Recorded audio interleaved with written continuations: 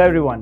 This is Murtaza Qaid और आज की इस वीडियो लेक्चर से हमने एक नया अकाउंटिंग स्टैंडर्ड स्टार्ट करना है जिसका टाइटल है IAS 23 बोरिंग कॉस्ट। अब IAS 23 बोरिंग कॉस्ट के इस अकाउंटिंग स्टैंडर्ड में क्या अकाउंटिंग इंप्लीकेशंस या क्या अकाउंटिंग ट्रीटमेंट डिस्कस की गई हैं, उन चीज़ों को तो हम लेटर स्टेज पे कवर करेंगे ही, लेकिन सबसे पहले हम ये डिस्कस करेंगे कि आखिर IAS 23 बोरिंग कॉस्ट का स्टैंडर्ड है क्यों, यानी कि किस वजह से क्या एक नीड क्रिएट हुई कि IAS 23 बोरिंग कॉस्ट का स्टैंडर्ड इंट्रोड्यूस किया गया या आज की तारीख में एप्लीकेबल है। देखिए, हम सब जानते हैं कि हम जो कंपनी के फाइनेंशियल स्टेटमेंट्स बनाते हैं वो फाइनेंशियल स्टेटमेंट्स बनाते हैं एक्रूअल बेसिस के ऊपर, वो फाइनेंशियल स्टेटमेंट्स बनाते हैं मैचिंग प्रिंसिपल के ऊपर। अब ये एक्रूअल बेसिस और मैचिंग प्रिंसिपल का मतलब क्या है, किस तरह से इसको अप्लाई किया जाता है। सर, एक्रूअल बेसिस और मैचिंग प्रिंसिपल ये कहते हैं कि जब आप एक रेवेन्यू को अर्न करो उस पीरियड में आप रेवेन्यू के अगेंस्ट इनकम रिकॉग्नाइज करो, और उस रेवेन्यू को अर्न करने के लिए जो आपने रिलेटेड एक्सपेंसेस इनकर किए, जिस पीरियड में आपने एक्सपेंसेस इनकर किए उस पीरियड में उस एक्सपेंस को अपना पीएनएल में एज अ एक्सपेंस रिकॉग्नाइज करो। यानी कि फाइनेंशियल स्टेटमेंट्स को एक्रूअल बेसिस पे बनाते वक्त हम ये नहीं देखते कि हमारे बिजनेस ने किस वक्त कैश रिसीव किया या हमारा बिजनेस किस वक्त कैश पे कर रहा है, हम उनके अंडरलाइंग इकोनॉमिक बेनिफिट्स को देखते हैं, उनके अंडरलाइंग इकोनॉमिक रिसोर्सेज की कंजम्पशन को देखते हैं। जिस वक्त हम इकोनॉमिक बेनिफिट या इकोनॉमिक रिसोर्सेज अर्न करते हैं हम अपने पास रेवेन्यू या इनकम रिकॉर्ड करते हैं। जिस वक्त हम इकोनॉमिक रिसोर्सेज को कंज्यूम करते हैं उस वक्त हम अपने पास एक एक्सपेंस रिकॉर्ड कर रहे होते हैं। फॉर एग्जाम्पल कि अगर मेरी कंपनी के पास एक ऑफिस प्रेमिसेस है और वो ऑफिस प्रेमिसेस रेंट पे है, तो जैसे जैसे हर साल आप इस ऑफिस प्रेमिसेस को इस्तेमाल करते हो वैसे वैसे उस ऑफिस प्रेमिसेस का रेंट अपने पीएनएल में as a revenue expense out करते हो, इरिस्पेक्टिव ऑफ द फैक्ट कि आप उस रेंट की पेमेंट एडवांस में कर रहे हो या एरियर में कर रहे हो, इससे फर्क नहीं पड़ता। जिस पीरियड में आपने उस ऑफिस स्पेस को ऑक्यूपाई किया, यूज किया, उसके बेनिफिट को कंज्यूम किया, उस पीरियड में वो रेंट पीएनएल का पार्ट एक्सपेंस के तौर पे रिकॉग्नाइज होता है। इसी तरीके से फॉर एग्जांपल कि मेरे पास एडमिनिस्ट्रेटिव स्टाफ है, मेरे पास सेलिंग स्टाफ है, मेरे पास फैक्ट्री में लेबर्स वगैरह हैं, हम एडमिन, सेलिंग या फैक्ट्री के लेबर्स वगैरह की सैलरी और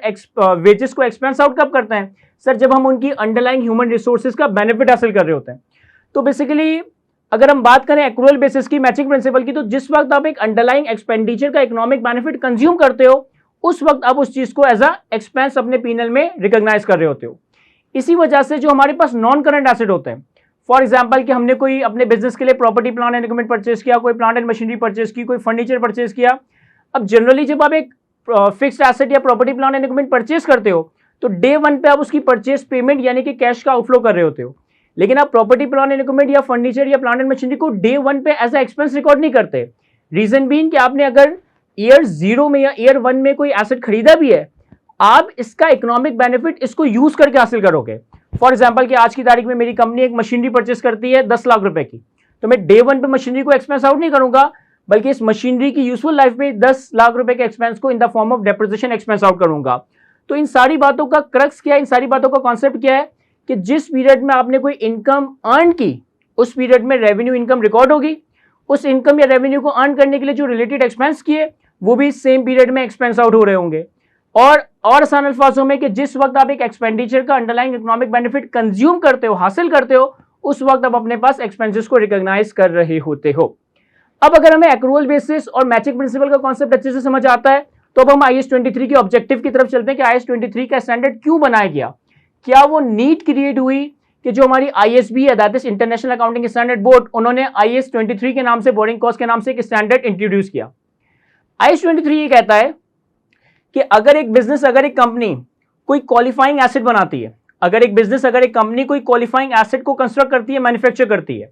सर, सवाल क्रिएट होता है कि व्हाट इज क्वालिफाइंग एसेट।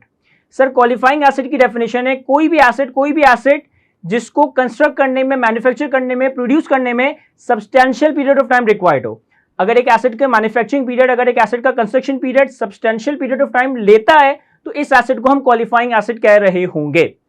जरूरी नहीं है कि क्वालिफाइंग एसेट कोई प्लांट एंड मशीनरी हो, ये कोई प्लांट एंड मशीनरी भी हो सकती है, कोई इंटेंजिबल एसेट भी हो सकता है, कोई इन्वेंट्री भी हो सकती है। भाई फॉर एग्जांपल मैं अपने ऑफिस प्रीमिसेस के लिए कोई बिल्डिंग कंस्ट्रक्ट करवाता हूं। अब बिल्डिंग जनरली एक ऐसा एसेट है जो ओवरनाइट क्रिएट नहीं हो जाता, बल्कि इसको क्रिएट करने में 6 महीने, 8 महीने, साल या इससे ऊपर का टाइम लग सकता है। इसी तरह से मैं अपने बिजनेस के लिए कोई सॉफ्टवेयर डेवलप करवाता हूं, तो सॉफ्टवेयर की डेवलपमेंट भी ओवरनाइट नहीं हो जाती, बल्कि इसको डेवलप करने में भी 3-6 महीने, साल या इससे भी ज्यादा अर्सा लग सकता है।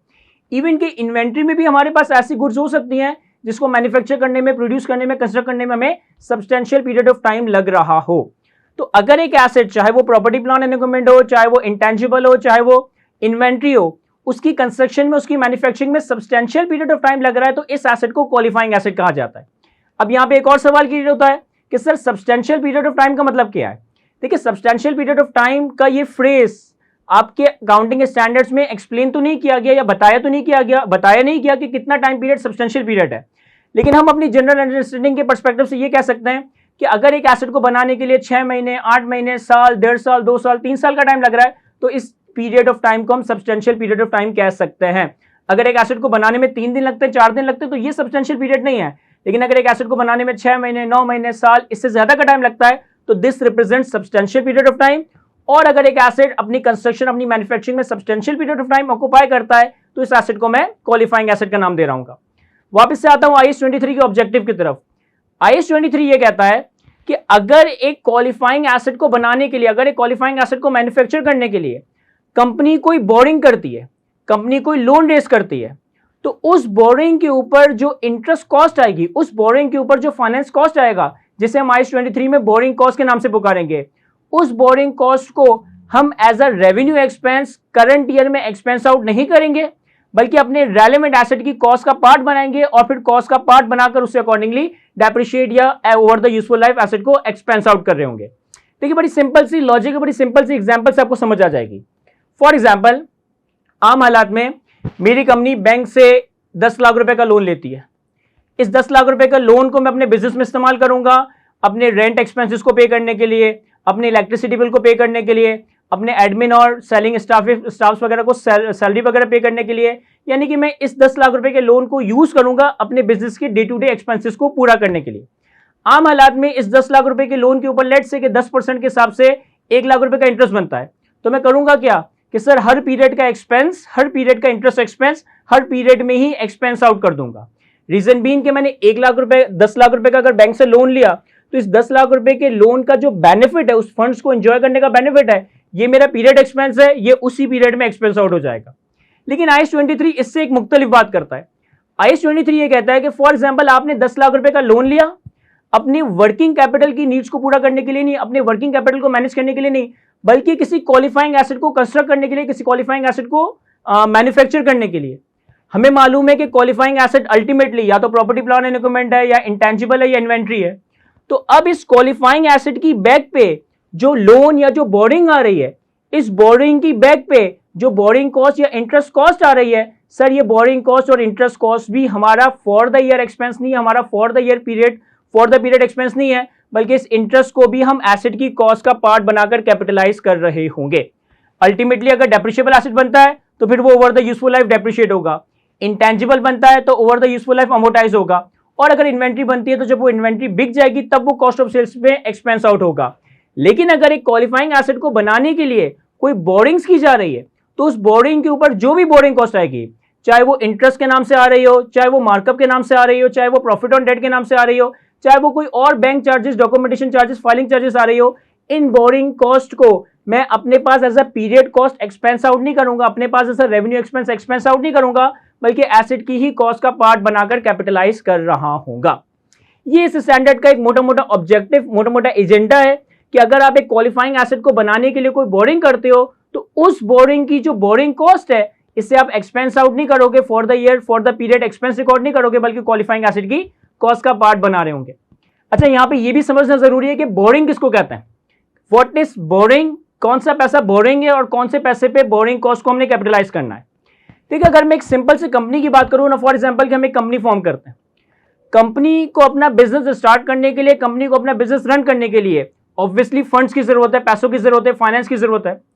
कंपनी की जिंदगी में फंड्स दो ही लोग लेकर आते हैं, कंपनी की जिंदगी में फंड्स दो ही लोग लेकर आते हैं, या तो कंपनी के इक्विटी होल्डर्स या कंपनी के लैंडर्स। कंपनी को पैसा दो ही लोग देते हैं, या तो कंपनी के अपने इक्विटी होल्डर्स, जिसको हम आसान अल्फाजों में शेयर होल्डर्स कहते हैं, या फिर कंपनी के लैंडर्स। याद रखिएगा, अगर एक कंपनी अपने इक्विटी होल्डर से, अपने शेयर होल्डर से पैसा ले रही है ना, तो ये पैसा बोरिंग नहीं है। अगर एक कंपनी अपने शेयर होल्डर से पैसा ले रही है, अपने इक्विटी होल्डर से पैसा ले रही है, तो ये पैसा बोरिंग नहीं है, इन पैसों के ऊपर कोई बोरिंग कॉस्ट कैपिटलाइज नहीं होगी। सर एग्जांपल बताएं, इक्विटी होल्डर कौन सा पैसा देते हैं, शेयर होल्डर कौन सा पैसा देते हैं। सर जब कंपनी ऑर्डिनरी शेयर्स इशू करके अपने शेयर होल्डर से पैसा लेती है, ये कंपनी का पैसा, इक्विटी का पैसा, ये बोरिंग नहीं है। इसी तरीके से कंपनी अपने राइट शेयर्स इशू करके पैसा रेस करती है, तो राइट शेयर्स इशू करके जो पैसा आया ये कंपनी की बोरिंग्स नहीं है, ये कंपनी की इक्विटी है। इसी तरीके से हम आने वाले वक्तों में IAS 33 के स्टैंडर्ड में प्रेफरेंस शेयर्स का कॉन्सेप्ट देखेंगे। प्रेफरेंस शेयर भी एक तरह का शेयर ही होता है, लेकिन ये ऑर्डिनरी शेयर से थोड़ा डिफरेंट होता है। अब प्रेफरेंस शेयर हमारे पास दो तरह के होते हैं, रिडीमेबल या इररिडीमेबल। रिडीमेबल या इररिडीमेबल को आसान अल्फाजों में कह सकता हूं कि रिपेबल या नॉन रिपेबल। अगर हमारे पास इररिडीमेबल यानी कि नॉन रिपेबल प्रेफरेंस शेयर्स का पैसा आ रहा है, तो सर नॉन रिडीमेबल या इररिडीमेबल प्रेफरेंस शेयर का पैसा भी कंपनी के लिए इक्विटी है, ये बोरिंग नहीं है। मैं रिपीट कर रहा हूं, ऑर्डिनरी शेयर होल्डर से पैसा यानी कि ऑर्डिनरी शेयर कैपिटल के अगेंस्ट पैसा, राइट शेयर्स इशू करके जो पैसा आया और इररिडीमेबल प्रेफरेंस शेयर्स इशू करके जो पैसा आया, ये तीनों फंड्स कंपनी के लिए बोरिंग्स नहीं है, ये तीनों फंड्स कंपनी के लिए इक्विटी कंसिडर किए जाएंगे। इक्विटी होल्डर से जो पैसा लिया उनको अगर आप डिविडेंड या रिटर्न दे रहे हो, तो ये डिविडेंड या रिटर्न आपके लिए बोरिंग कॉस्ट नहीं है। जब आप अपने लेंडर से पैसा लेते हो, सर लेंडर से हम कौन सा पैसा लेते हैं? फॉर एग्जांपल आपकी कंपनी ने बैंक से कोई लोन लिया, या आपने बैंक से कोई ओवरड्राफ्ट या रनिंग फाइनेंस फैसिलिटी ली हुई है, या फॉर एग्जांपल आपकी कंपनी ने किसी रिलेटेड पार्टी, किसी एसोसिएटेड कंपनी, ग्रुप की किसी जानने वाली कंपनी से कोई लोन लिया। तो जब आप बैंक से कोई लोन लेते हो, रिलेटेड पार्टी से कोई लोन लेते हो, सर इस लोन के ऊपर आप अल्टीमेटली इंटरेस्ट, इस लोन के ऊपर अल्टीमेटली आप फाइनेंस कॉस्ट बियर कर रहे होते हो। तो लोन की मद में मिलने वाला पैसा कंपनी के लिए बोरिंग है, और इस बोरिंग के ऊपर जो हम सूद, profit on debt, markup, interest pay करेंगे, ये हमारे लिए बोरिंग कॉस्ट है, जिसे हम IAS 23 में कैपिटलाइज करेंगे अगर वो बोरिंग क्वालिफाइंग एसेट के लिए इस्तेमाल हो रही है। मैंने थोड़ी देर पहले डिस्कस किया कि प्रेफरेंस शेयर्स के बारे में। प्रेफरेंस शेयर्स को हम डिटेल में लेटेस्ट स्टेज पे डिस्कस करेंगे, लेकिन प्रेफरेंस शेयर्स या तो रिडीमेबल होगा या इररिडीमेबल होगा, यानी कि या तो रिपेबल होगा या इररिडीमेबल नॉन रिपेबल होगा। अगर तो प्रेफरेंस शेयर्स इररिडीमेबल है, नॉन रिपेबल है, तो ये प्रेफरेंस शेयर्स इक्विटी कहलाया जाएगा, ये कंपनी की बोरिंग्स नहीं है। लेकिन अगर प्रेफरेंस शेयर्स रिडीमेबल है यानी कि रिपेबल है, तो रिडीमेबल या repayable preference shares is the borings of the company, और रिडीमेबल रिपेबल प्रेफरेंस शेयर्स पे जो भी आप इंटरेस्ट या डिविडेंड वगैरह पे करोगे, ये आपके लिए बोरिंग कॉस्ट कंसीडर किया जाएगा। तो थोड़ा सा समराइज करें, IAS 23 ये कहता है एक क्वालिफाइंग एसेट का मतलब है एक ऐसा एसेट जिसको मैन्युफैक्चर करने में, कंस्ट्रक्ट करने में substantial period of time required हो। अगर क्वालिफाइंग एसेट को बनाने के लिए कोई बोरिंग की जा रही है, तो जो बोरिंग कॉस्ट आएगी ये हम एक्सपेंस आउट नहीं करेंगे, बल्कि क्वालिफाइंग एसेट की कॉस्ट का पार्ट बनाएंगे। बोरिंग क्या है इसको भी समझना जरूरी है। अगर कंपनी अपने इक्विटी होल्डर से पैसा लेती है in the form of ordinary share capital, in the form of right shares, in the form of irredeemable preference shares, तो ये बोरिंग नहीं है, ये कंपनी की इक्विटी का पैसा है। और अगर कंपनी किसी बैंक से लोन ले रही है, किसी बैंक से रनिंग फाइनेंस या ओवरड्राफ्ट की फैसिलिटी ले रही है, किसी रिलेटेड पार्टी से लोन ले रही है, या फिर रिडीमेबल प्रेफरेंस शेयर्स इशू करके पैसा ले रही है, तो ये पैसा कंपनी के लिए बोरिंग है। इन पैसों के अगेंस्ट कंपनी को जो भी इंटरेस्ट, फाइनेंस या और कोई चार्जेस वगैरह बेयर करने पड़ते हैं, इन चार्जेस को हम बोरिंग कॉस्ट कह रहे होंगे, और इसके ऊपर हम IAS 23 में डिस्कशन कर रहे होंगे। तो आज की वीडियो में हमने IAS 23 का एक ऑब्जेक्टिव डिस्कस किया। इंशाल्लाह नेक्स्ट वीडियो में हम IAS 23 की अकाउंटिंग ट्रीटमेंट और अकाउंटिंग इंप्लीकेशंस को डिस्कस करेंगे। आज की वीडियो को यहीं तक रखते हैं। Thank you, Allah Hafiz.